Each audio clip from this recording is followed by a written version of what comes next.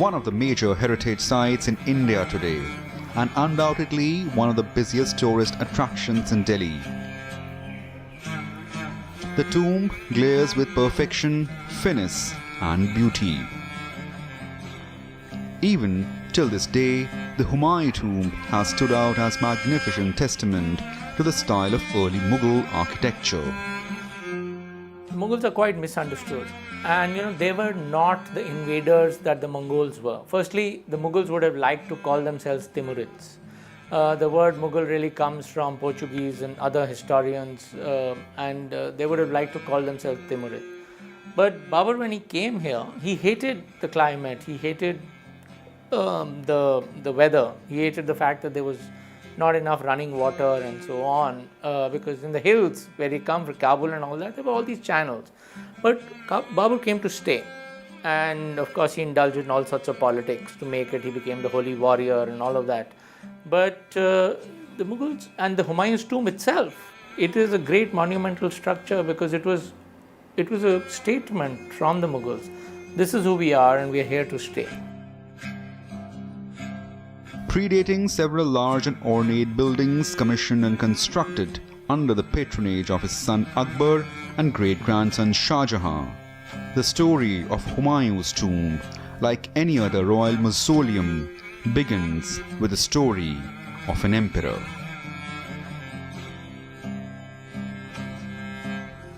Son of Babur, the founder of one of the most powerful empires in the history of subcontinent, and father of the greatest Mughal emperor, Akbar. Humayun, a man markedly different from both, has a special place in the history of early Mughals. What we've realized is that Humayun is very little known. There is the usual, one or two comments, he stumbled in and out of life and all of that. But actually, if you read some of the later Mughal texts, they were actually looking at Humayun as the founder of the dynasty rather than Babur. So a lot of the Mughal chronicles actually refer to Humayun in very respectful terms. He is kind of squeezed between two great personalities, that of his father, that is Babur, and then of course his son, that is Jalaluddin Muhammad Akbar. And I think because of that, for quite some time, Humayun eluded us, and it's difficult to really comment on what his personality is, because the cliche or the stereotype that we know of him is that he's an opium eater and he's a poor general. However, when you look at some of the sources that comment directly on him, we find that there is a different kind of personality over there, and somebody who has been through a lot of vicissitudes in life, and he has still managed to resist opposition in a way that he comes back to reclaim his throne. He's not a simple person to understand. He's a very complex human being. And what we have to do is understand the fact that there is more to the man, and that's only now that recent researchers are uncovering. They're looking at the writings, say, of Khandamir and saying, here is a visionary who had an idea of, how should I put it, a cosmopolitan empire. A cosmopolitan empire that was shaped by cosmological influences. So it was actually looking towards the sense of universalism that is usually attributed to Akbar, but was present in the time period of Humayun. So, his greatness or his uniqueness is something which is being excavated and discovered only now. The only Mughal emperor whose name is written with the laurels of re-establishing the empire after losing it, Humayun also earned the title Insan-e-Kamil, a perfect man among the Mughals. Though he grew up learning statecraft while assisting his father in major battles in the bid to lay the foundation of Mughal empire, his life was full of several twists and hardships. After assuming the throne of empire at the age of 23, Humayun's first line of threat came from his own brothers, Hindal, Kamran and Askari. We know that Humayun lost his father's patrimony, briefly even, but at least he lost it. So much of what we learn about Humayun is, in a sense, he that he's been a failure. How do you explain that? How do you account for the fact that he managed to recover from failure and so on and so forth? So all of these little details, this retrospective reading of history tends to color it. Humayun, on the other hand, is a really, really interesting chap. I mean, he's quite, if you read his activities during the lifetime of Babur, one of the things that you discover is that he's actually, quite able general. In fact, as far as generals go, not only is he capable, but he's also bloodthirsty. He's capable of killing. He's capable of decisive action. He has all those elements which are a part of the making of the great general. Humayun was 13 when he became the governor of Badakhshan. And, he was, it's said, was ousted from India by Sher Shah and so on. And it is said that he was in exile. But he never lived in exile as a person in exile. He lived outside as the king or the emperor of Hindustan. So it's amazing that he actually had the persistence, even after being ousted, to really come and recapture the throne and re-establish the Mughal dynasty. When Humayun succeeds the throne after his father Babur, it's not that he comes to the throne easily, because there are people who are going to pose problems for him. And then finally there is this contest with Sher Shah Sur, and he's expelled from Hindustan.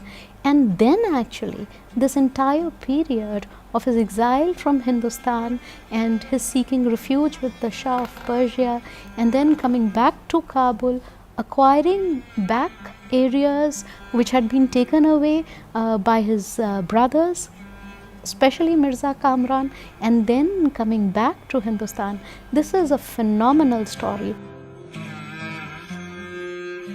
The challenges grew further 5 years into his rule. It came from the east, it came from the west. Sultan Bahadur of Gujarat and Sher Shah, the governor of Bihar province, posed challenges before his kingdom. While Sultan Bahadur was defeated in the year 1535, it was to be Sher Shah Suri who charted the history as one of the great warriors, defeating Mughals and forcing Humayun in exile outside the boundaries of Hindustan. It's really hard to figure out who Humayun is. B, much of what we know about Humayun, we know retrospectively. Retrospectively, one, in the context of his failures, or B, in the way in which Akbar wanted his father to be remembered. Sometimes he wanted him to be remembered as this great person, but not too great, so that it would dwarf Akbar. There has to be a balance, very careful balance that was kept. Thirdly, when Akbar wanted Humayun to be remembered, one of the things that he didn't want Humayun to be remembered as is a great warrior, because that would diminish Akbar's abilities. Or let's say a visionary as a monarch, because that would also sort of create an antecedent to Akbar. I think his struggles were primarily on account of him not putting his brothers, because his father had given him the guidance in writing, and these letters survive, Babur's letters survive, asking Humayun to be kind to his brothers. And he took that to an extreme. And his brothers again and again rebelled, to the extent that one of his brothers put his young infant son Akbar on in front of his army so that they would not be attacked. So I think he was a kind person, far ahead of his times. When his life was saved by Abhishti, a water carrier, he put the water carrier on the throne. Now far ahead of his times. Even as the fledgling empire was strung with warfare, Humayun's love for art and architecture was unaffected. 3 years into the rule, in 1533, Humayun laid the foundation of new city, Deenpana, on the historic site of Indraprastha, where Purana Kila stands today.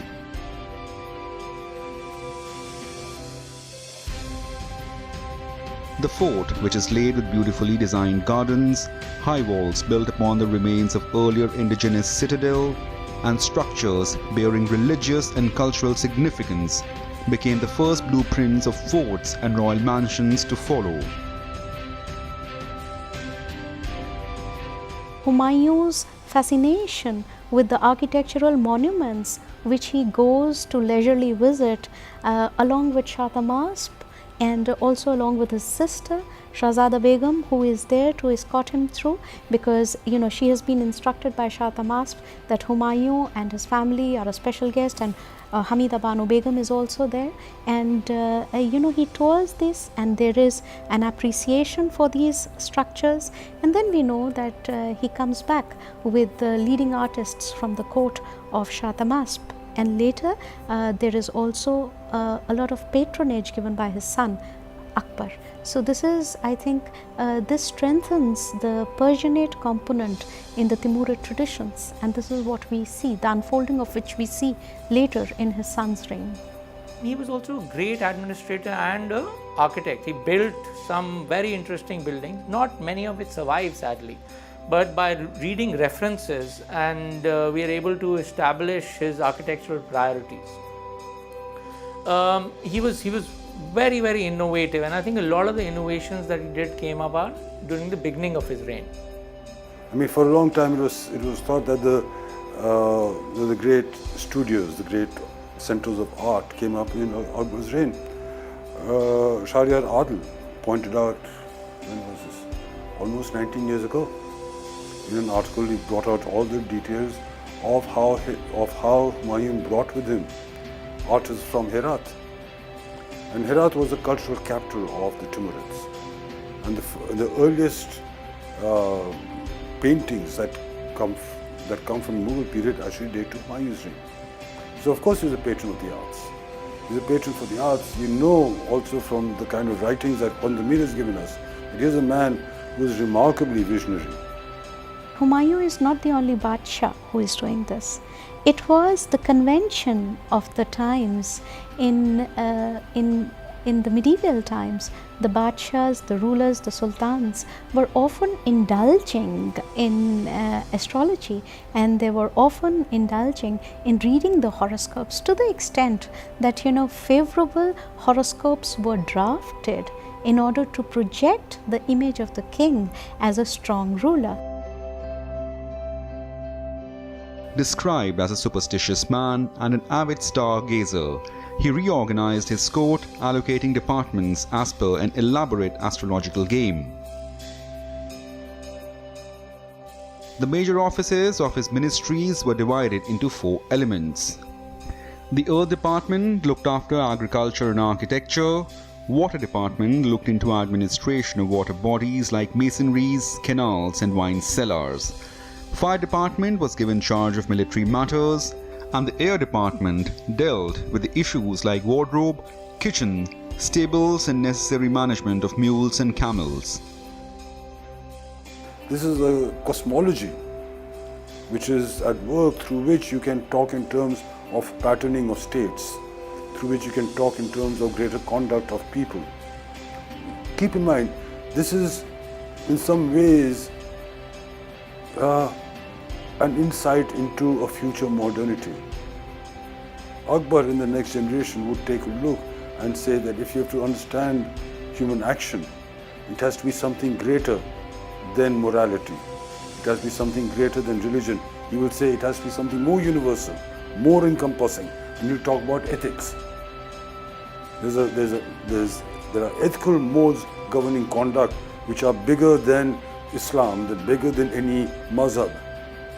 There should be a way to define in absolute terms, or in clearly immoral terms, what is good and what is wrong.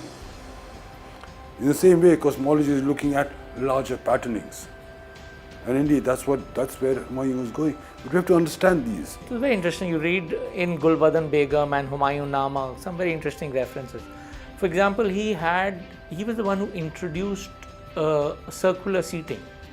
The hierarchy that Shah Jahan later established with himself in the Qibla and everybody in front, Humayun was much more of an inclusive person. And he introduced seating, that people were sitting in a round table rather than in a formal way. But also he sort of said, you're the Department of Air, Water, Fire and Earth. It's like the zodiac signs. He was responsible for creating 2 special kinds of tents.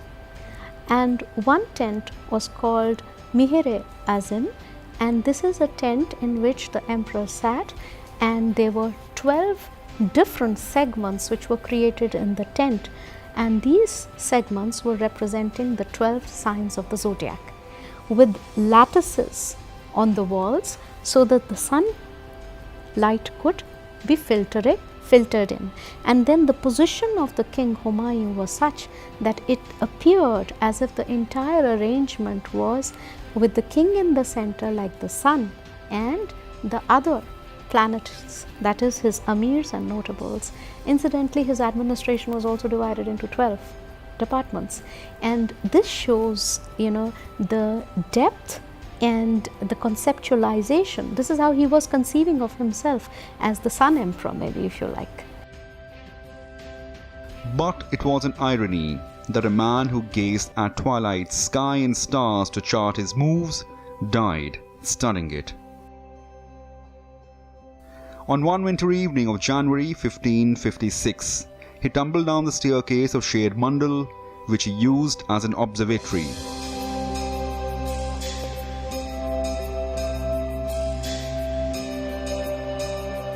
In what could be possibly said as an expression of deep love of a wife towards a dead husband, the idea of a splendid mausoleum was expressed by Hamida Banu Begum, Humayun's Persian wife. The building of tomb began in the year 1565 under the patronage of his son Akbar, and the tomb was completed in the year 1572. It's all well recorded of how it was built and so on. There is a general belief that his widow Hamida Banu Begum built it, but she was on Hajj when it started to be built. So by the time she returned from Hajj, the tomb was mostly built. So she was really given responsibility for the maintenance, for the care of the craftsmen who were working there. But it is incorrectly believed that she was in charge of building.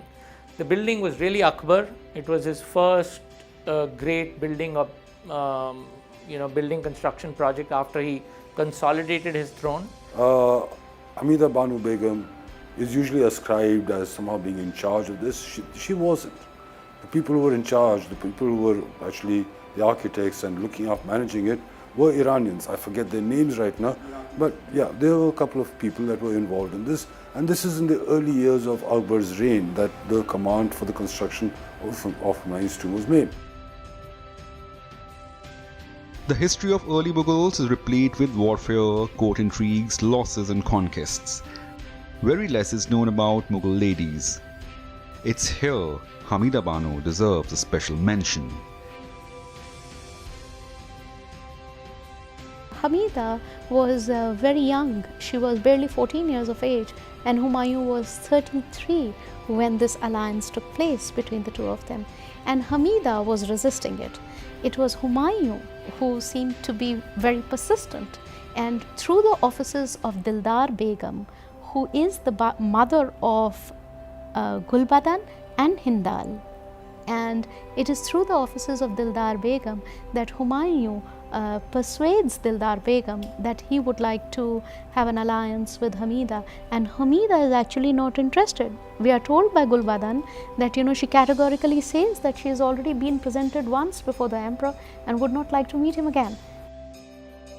In exile and in one of the toughest times for the emperor who had lost everything, Humayun drew immense support from Bairam Khan, his most trusted aide, and Hamida Banu. Hamida travelled extensively with the exiled emperor, even to the rough terrains, which needed her to be battle-hardened.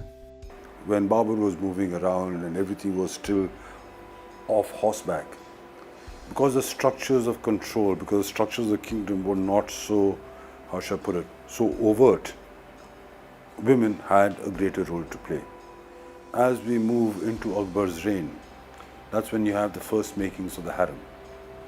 As we move into Akbar's reign and you have the first making of the harem, that's when the women start becoming anonymous. Hamida Banu is of an earlier generation, before we have the making of the state. Actually, Hamida Banu Begum is a part of the process by which Akbar starts creating the structures which will consolidate his authority. politics, the women were always were not so prominently talked about, although they did play a very, very significant role in Timurid politics. And this is evident to us from the way the women are constantly moving with the king. The harem is constantly moving with the king, whether he's on battle, whether he's going for a hunt, whether he's going for travel, for pleasure. We find that the harem plays a very significant role.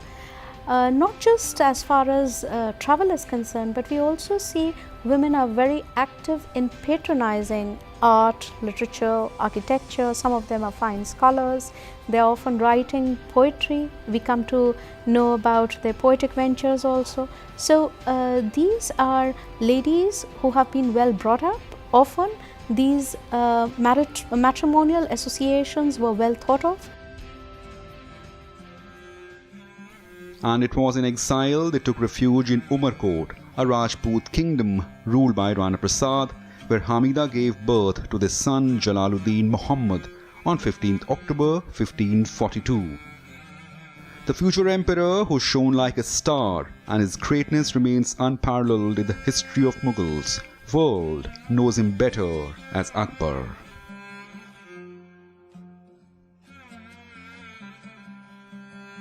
9 years after Humayun's death, in the reign of Akbar, the construction began of what was to be the largest mausoleum in Delhi of any ruler ever. In terms of scale, the Humayun's tomb outsized earlier Indo-Islamic-style mausoleum of rulers and royal heirs scattered across the capital, the old seat of Sultanate and succeeding League of Rulers. Mainly Sultangadi tomb, an early 20th century structure dating to Sultanate era, the tomb of Ghiatuddin Tughlaq at Tughlaqabad built in the year 1325, tombs of Sayyid and Lodi era, and the tomb of Sher Shah Suri's chosen noble Isa Khan Niazi, which was built in the year 1547. The proximity of Isa Khan Niazi's tomb to Humayun's draws a significance, a rare instance in the medieval era where an old enemy's chosen noble lay buried in close proximity to an emperor. The beautiful mausoleum, built in 8 octagon Lodi architectural style, is highlighted with its glazed tiled canopies and arches.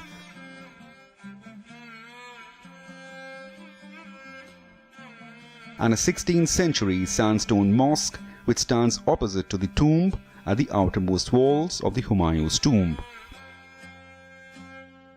What you should do is perhaps compare Humayun's tomb and Tughlaqabad and say, all right, I can understand Tughlaqabad, amount of people, personnel, money, resources that went into the making of a fort. Humayun's tomb, it's a tomb, for God's sakes. So much money, so much resources spent towards that tomb. That gives you a sense of how a tomb is actually being understood differently at a certain juncture than in a preceding one. Compare Sayyid's tombs with Humayun's tomb, and you will then understand that people are actually ready to say, for a certain kind of a public statement, spend money. It's as important as spending money on a fort. That's the difference. That there is something to be made about the spectacle of the royal mausoleum. That Mughals have got down.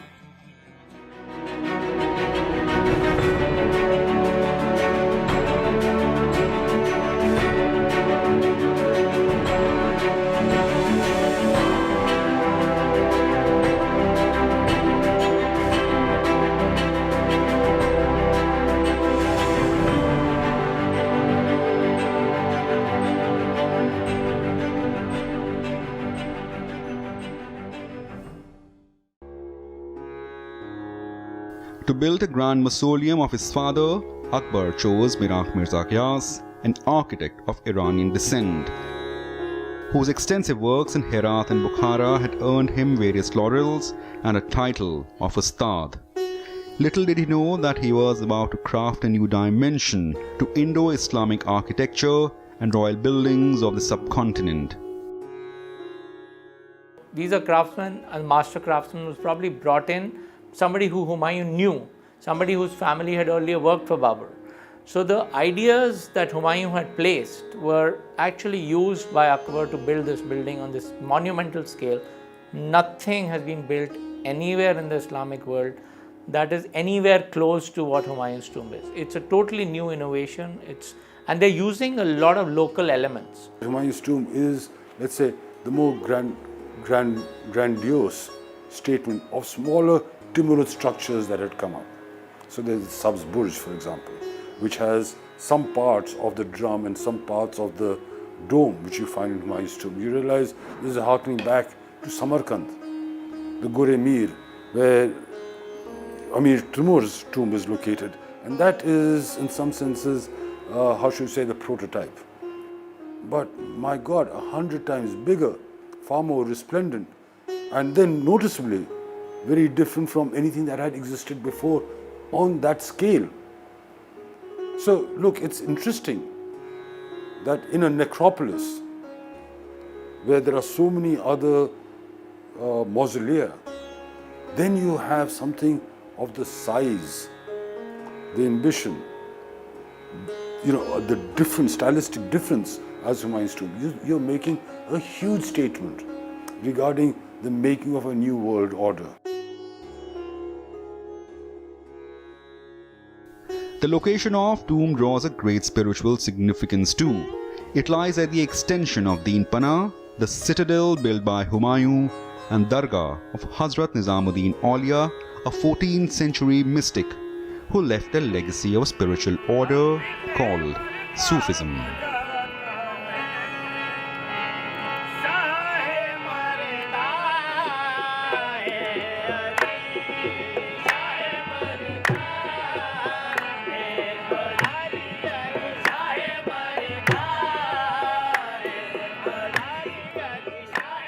The order that even mighty rulers acknowledged has grown many folds today, propagating peace, learning, and humanity.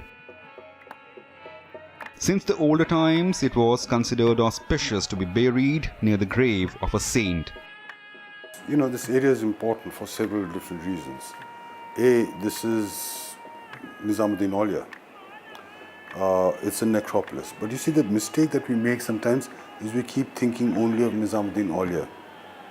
This is not just Nizamuddin Aulia, but perhaps thanks to Nizamuddin Aulia, this is a sacred place for Sufis. Even before Nizamuddin Aulia, Sufis wanted to live around this place, this neighborhood called Indarpat. Indarpat was a place where peasants would stay, where Sufis would stay, where all those that were running away from the state would stay. Later on, this is a place which was then made sacred by the Sayyids. Sayyids are buried in a place called Khairpur, Lodi Gardens. But the Sayyids are descendants of the Prophet. So this entire area, that area was known as Aliganj later on. It's associated with the family of Ali. When the Mughals finally defeated the Lodhis and established control over Delhi, Babur does not go straight to the treasury. He first goes to the Dargah of Hazrat Nizamuddin Aulia. So the respect for the saint, for the Chishtiya order, was there from much before that they came here. And that respect continues all the way, through the Mughal Empire. Bahadur Shah Zafar, the last Mughal emperor, took refuge here, is arrested. 5 of the last Mughal emperors are buried at Humayun's tomb. So the Mughals' associations with the Dargah continues all 300 years of the dynasty.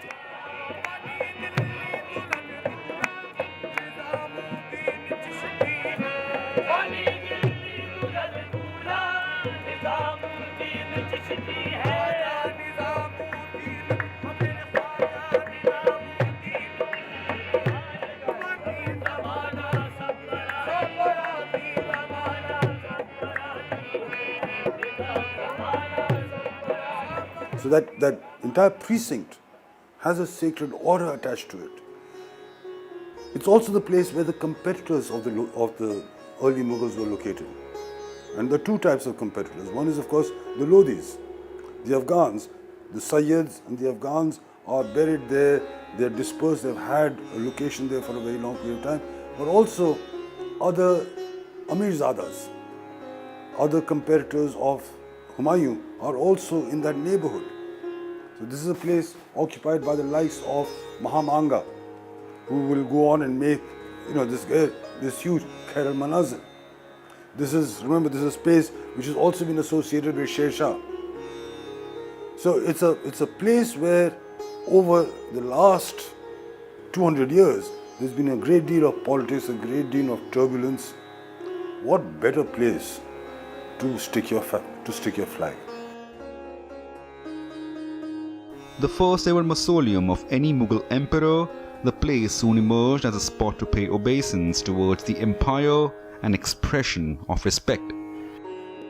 It's a tradition that Humayun had started and which the Mughals continued. Humayun had built the tomb of his father, and Akbar built the tomb of his father, Jahangir built the tomb of Akbar, and so on. So Shah Jahan, the only one who built a tomb for his wife and then later buried, but he also built Jahangir's tomb, and so that tradition continued. The grandeur of the tomb can be trifurcated in its plinth, the main chamber, and the glorious dome. It's this huge dome, standing 42.5 meters high, which easily forms a sight to behold even from a far distance.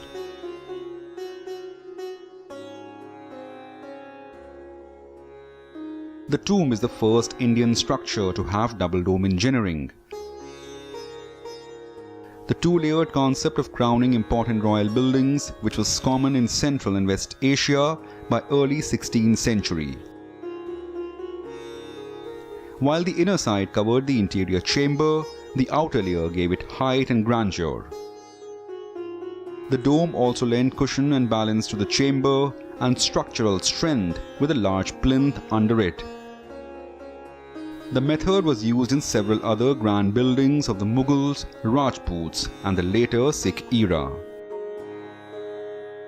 I don't think South Burj has double dome. This is perhaps one of the earliest double domes, if I remember right. This is one of the earliest double domes. But altogether, the point is really of scale. Nothing quite this size has been made. In the Deccan, you have huge domes. You have very large structures, right? But amongst historians, we always take a look and say Lodhis and Sayeds and so on and so forth. We don't compare it to what's happening in Bijapur, right? Or Golconda. Take a look at those places. The size of structures there, that's what the Mughals need to be compared to. The marble-clad double dome is flanked by pillared kiosks or chhatris, inspired by Rajputana style, and canopies on four sides adorned with glazed ceramic tiles, a trademark West Asian art to beautify buildings. It was the first ever project which is being done privately by the Aga Khan Trust for Culture in India, by any private agency. So it was a huge responsibility. And what we at the Aga Khan Trust for Culture have tried to establish is a model conservation philosophy.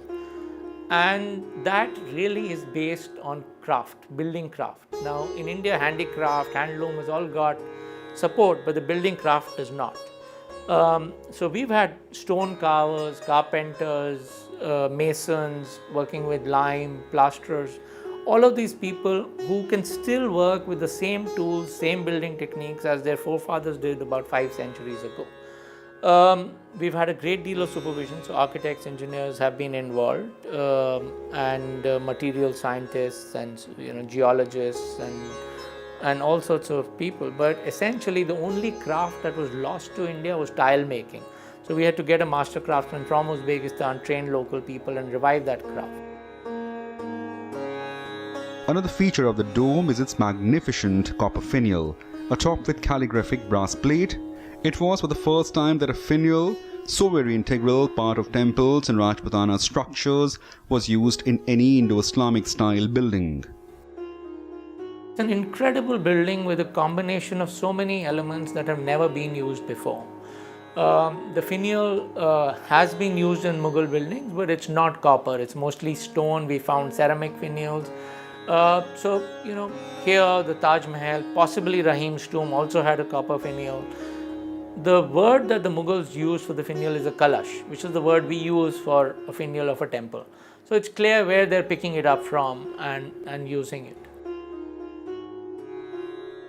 In the year 2014, this 18 feet ornamental ensemble was knocked by a massive storm in the capital.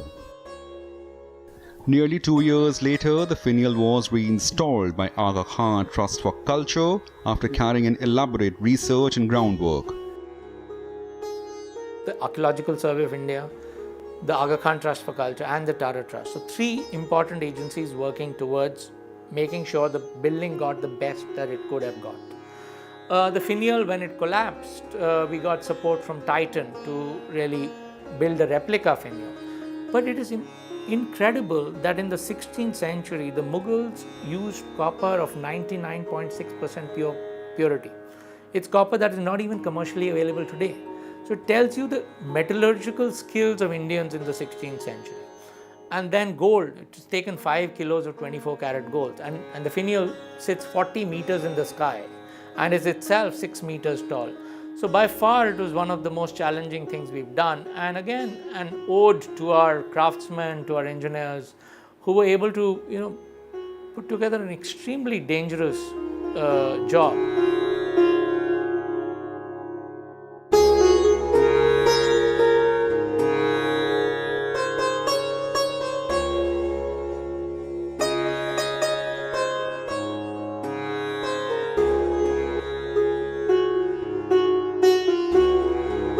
Painstaking conservation through the years has now once again restored Humayun tomb to its past glory.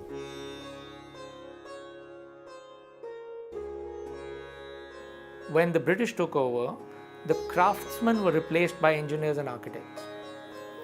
And the moment that happened, people forgot how to work with buildings. So we removed 1 million kilos of concrete from the roof of Humayun's tomb.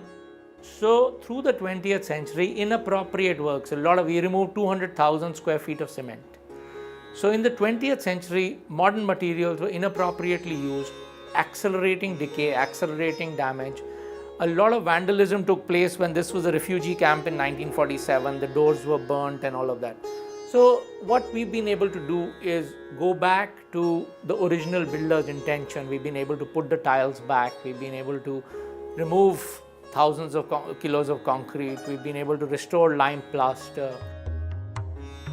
The red sandstone structure is essentially square in shape, but its designer and architect Birak Mirza Gyas used chamfered angles to give it a distinct octagonal shape,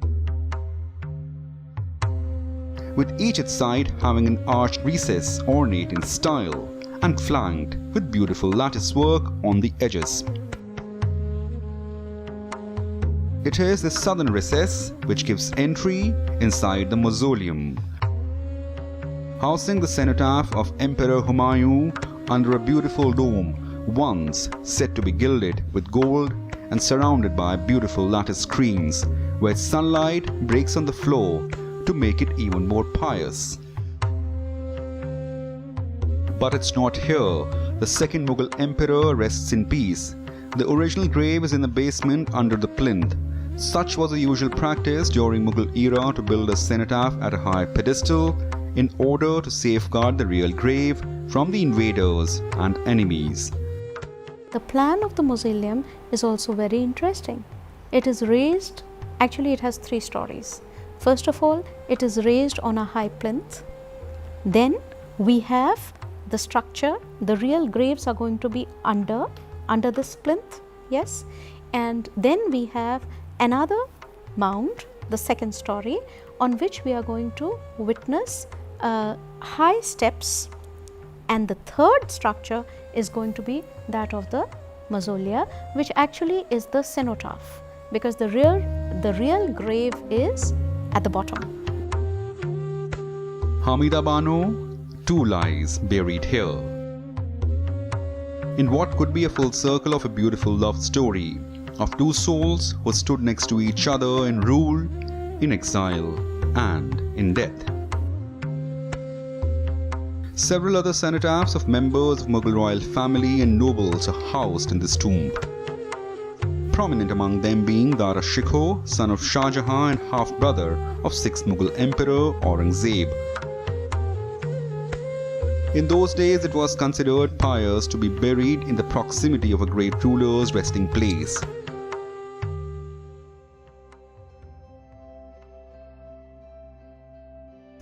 But what has made Humayun tomb even more imposing and majestic in its scale is this large plinth with 64 arched cells.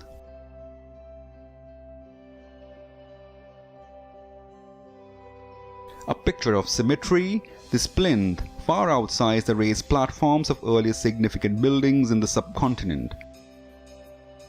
These are some of the structural nuances of architecture which were later improved upon while building grand structures in later Mughal era. When we look at the ground plan of the design, it is very complex because the central chamber that you have for Humayun's grave is actually also having certain adjuncts which open into subsidiary 4 chambers. So this is a very complex plan, and technically it may be called the Hasht Bihisht or the 8-fold plan, actually, which becomes the 9-fold because at the center you have another structure there. So this is technically very sound. Another feature of tomb complex is its elaborate garden and waterworks. A starting point of the Mughal architecture in India and style in amalgam of Persian, Turkish and Indian architectural influences. The gardens around the tomb are inspired by Chaharbagh or Charbagh concept of Islam. Humayun's tomb is the first case of a literal charbagh being used. Now the Mughals used the word charbagh in a very, it was not a proper sense. Any garden with raised walkways was called a charbagh. I mean, the walkways could be like this, but this is the first time that is used. And the 4 quadrants divide and the charbagh comes from the 4 rivers of paradise as described in the Holy Quran. But over here, that literal charbagh is taken to another extent, with each one of these 4 quadrants further divided into 8 plots, which represents the Hasht Bihisht or the 8 gateways to paradise. So Akbar took no chances. He made sure his father was in heavenly paradise. The charbaghs keep changing. What is true is that, in a sense, this is a classic charbagh. Classic, very elaborate charbagh, a garden broken up into 4 parts, then subdivided into further parts, with the center, as it were, paradise, which is Humayun's tomb. Now, this is a classic charbagh. So, it's not the first time you see it. It's been made before by Babur, who talks about it. There are paintings, miniatures of Babur making charbaghs, right? They may not have survived, or if they do exist, they exist in smaller sizes. The garden is divided into 4 squares running around the tomb by water channels. Highlighting an example of elaborate waterworks, a small pool was laid on all 4 sides of the tomb, crossing the channels and water masonry at the far end.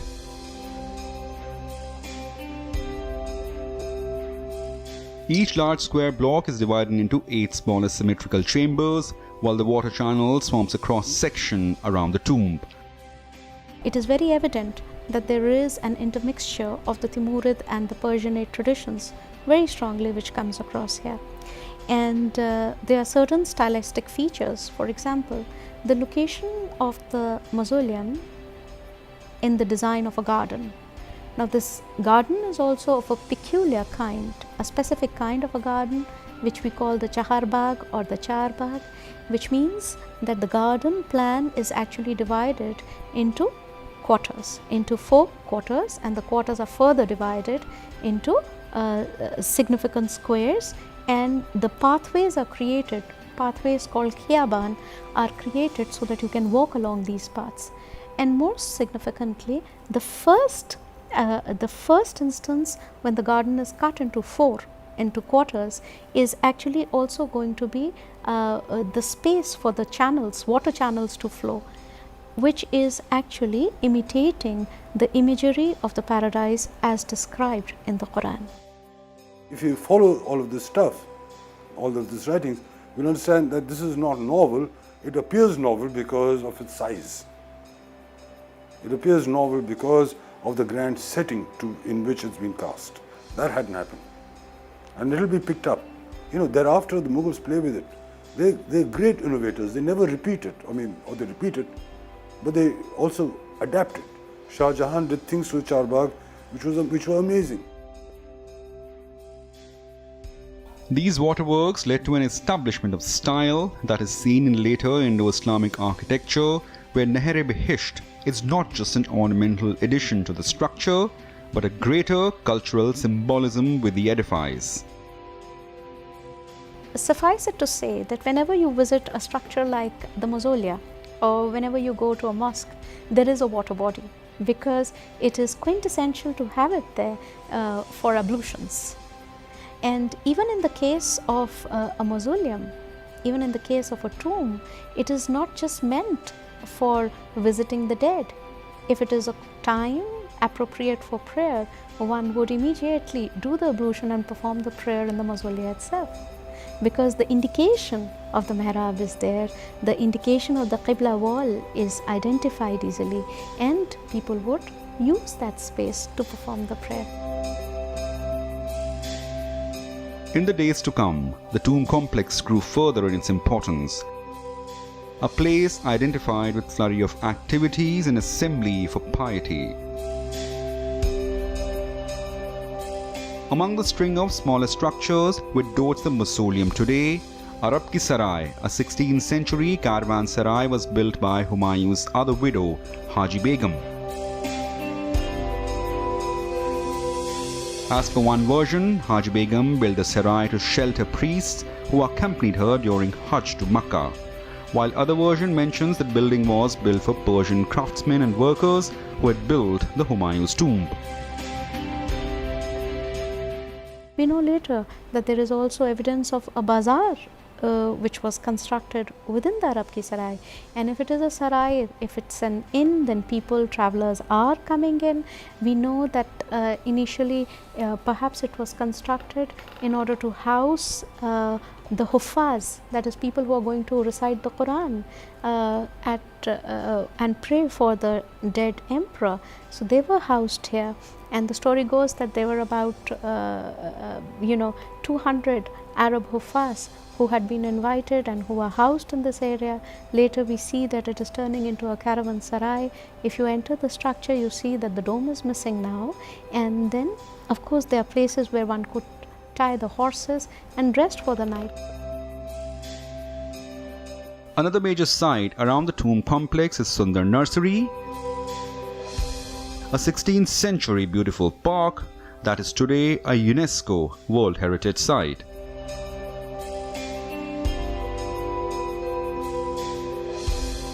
Originally known as Azim Bagh, the garden houses several Mughal and later era monuments. It's said that the British named it Sundar based on its breathtaking beauty and large expanse, which combined the facets of Persian concept of ornate garden and the British way of lawns to walk around.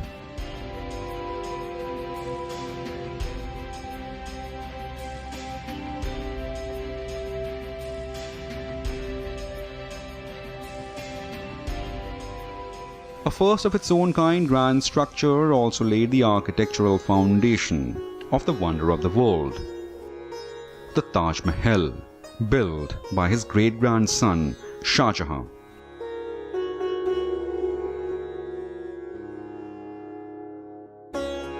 A mausoleum, mark of love, the crown of the palaces, Taj Mahal also signified the height of Mughal Empire. This is evident in the style in which the two monuments have been constructed, the plinth, then the octagonal structure, though the Taj is significantly different from Humayun's Maqbara, but then we have this characteristic dome. Of course, the minarets are something which are a later design during Shah Jahan's period.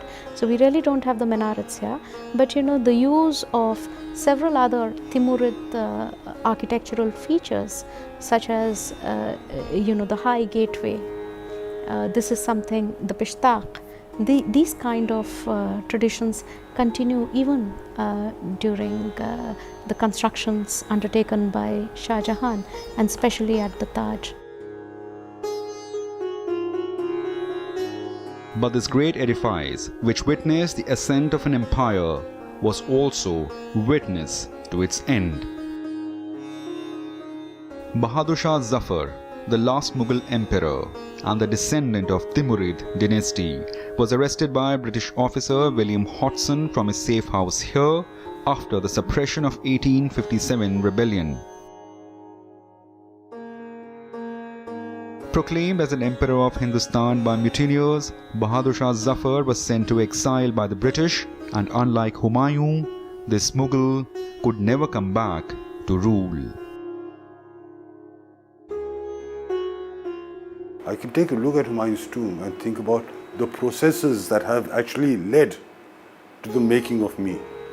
What is the processes that are involved? I should start thinking about how I am not just the descendant of my father and my grandfather, but as a descendant of my father and grandfather, I also question them. Learning from my uncles and aunts maybe, or my distant relatives, or my servants in my house. I learned from all of them. They're a part of my family, right? But as you know, I have to understand the complex things that constitute me.